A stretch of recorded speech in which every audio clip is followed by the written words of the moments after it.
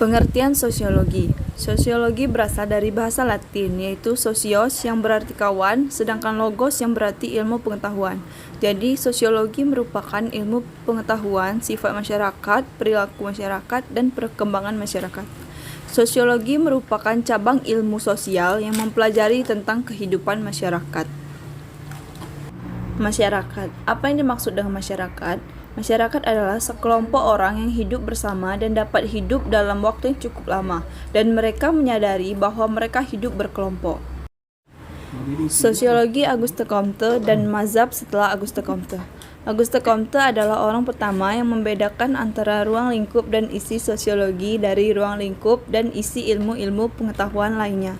Menurut Comte, ada 3 tahap perkembangan intelektual, yaitu 1. Tahap teologis, yaitu tahap di mana manusia menafsirkan gejala-gejala di sekelilingnya secara teologis, yaitu dengan kekuatan-kekuatan roh dewa-dewa atau Tuhan yang Maha Kuasa. 2. Tahap metafisik, yaitu manusia menganggap bahwa dalam setiap gejala terdapat kekuatan-kekuatan atau inti tertentu yang pada akhirnya akan dapat diungkap.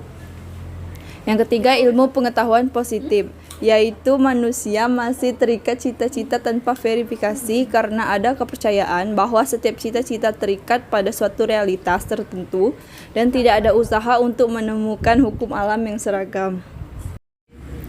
Mazhab setelah Comte. Mazhab geografi dan lingkungan.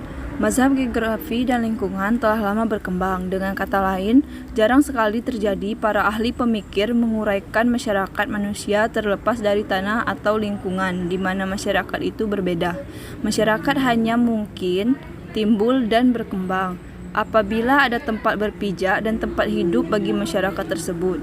Teori yang termasuk mazhab ini adalah ajaran-ajaran dari Edward Buckle yang berasal dari Inggris tahun 1821 sampai 1862 dan Lee Play dari Prancis tahun 1806 sampai 1888. Dalam karyanya History of Civilization in England, Buckle meneruskan ajaran-ajaran yang sebelumnya tentang pengaruh keadaan alam terhadap masyarakat. Mazhab formal. George Simmel 1858 sampai 1918 menyatakan elemen-elemen masyarakat mencapai kesatuan melalui bentuk-bentuk yang mengatur hubungan antara elemen-elemen tersebut. Selanjutnya, dia berpendapat bahwa berbagai lembaga di dalam masyarakat terwujud dalam bentuk superioritas, subordinasi, dan konflik. Menurut Simmel, seseorang menjadi warga masyarakat untuk mengalami proses individualisasi dan sosialisasi. Mazhab ekonomi. Di mazhab ini akan dikemukakan ajaran-ajaran dari Karl Marx tahun 1818 sampai 1883 dan Max Weber tahun 1864 sampai 1920. Marx telah mempergunakan metode-metode sejarah dan filsafat untuk membangun suatu teori tentang perubahan yang menunjukkan perkembangan masyarakat menuju suatu keadaan di mana ada keadilan sosial. Yang selanjutnya itu mazhab hukum. Durkheim menaruh perhatian yang besar terhadap hukum yang dihubungkannya dengan jenis-jenis solidaritas yang terdapat di masyarakat. Hukum menurut Durkheim adalah kaidah-kaidah yang bersangsi yang berat ringannya tergantung pada pelanggaran, anggapan-anggapan, serta keyakinan masyarakat tentang baik buruknya suatu tindakan. Berikut tokoh dan konsep teori sosiologi atau founding father, yaitu menurut 1. Ibnu Khaldun, 2. Auguste Comte, 3. Herbert Spencer. Selanjutnya tokoh dan konsep teori sosiologi klasik, yaitu menurut 1. Karl Marx, yang kedua Emil Durkheim, yang akan dijelaskan seperti tayangan berikut. Stratifikasi sosial atau pelapisan sosial sebagai pembedaan atau pengelompokan penduduk atau masyarakat ke dalam jenjang sosial yang bersifat hierarkis. Fenomena tersebut dapat dikatakan sebagai gejala sosial yang bersifat normal atau wajar dan universal. Mengapa menjadi gejala universal? Sebab selama dalam masyarakat ada sesuatu yang dihargai, pasti mempunyai yang dihargai. Maka sistem pelapisan dalam masyarakat pasti terjadi. Sesuatu yang dihargai bisa berupa uang atau benda-benda ekonomis, tanah, kekuasaan, pendidikan, dan lain sebagainya. Beberapa macam status atas dasar cara untuk mendapatkan status. 1. Ascribe status. 2. Accept status. 3. Assign status.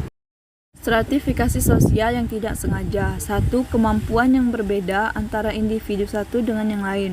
Kerabat pembuka tanah, yaitu marga tanah di Batak.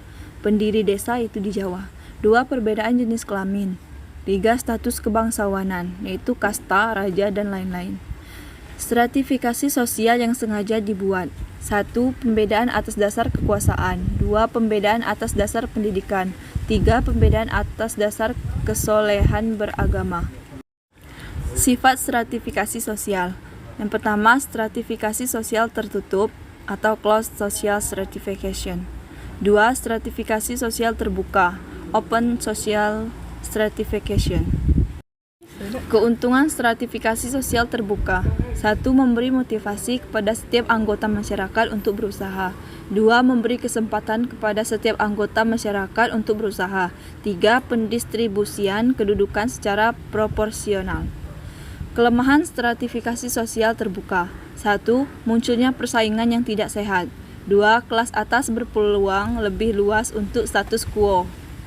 3. Peluang konflik antar kelas lebih besar.